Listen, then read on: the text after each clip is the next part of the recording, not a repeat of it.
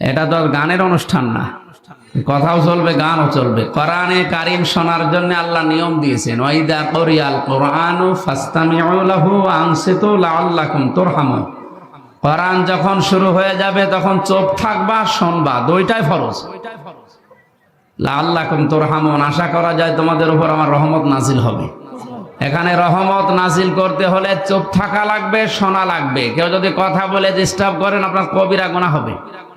এ নির্দেশ কার? সুতরাং এই দুইটা শর্ত আগে মানে, চুপ থাকবেন, শুনবেন। খুব বেশি সময় না, সর্বোচ্চ 1 ঘন্টা 10-15 মিনিট কথা বলবো এই আয়াত থেকে। আমাদের আলোচনার সাবজেক্ট হচ্ছে আমাদের জাতির পিতা হযরত ইব্রাহিম আলাইহিস সালামের জীবনের 50টা পরীক্ষা। আমরা তার সন্তান হিসাবে এ পরীক্ষা আমাদের জীবনেও সামনে আসতে পারে বা আসবে। আমরা যেন তার মতো টিকে থাকতে পারি, পাশ করতে পারি, সে কথাগুলো আমরা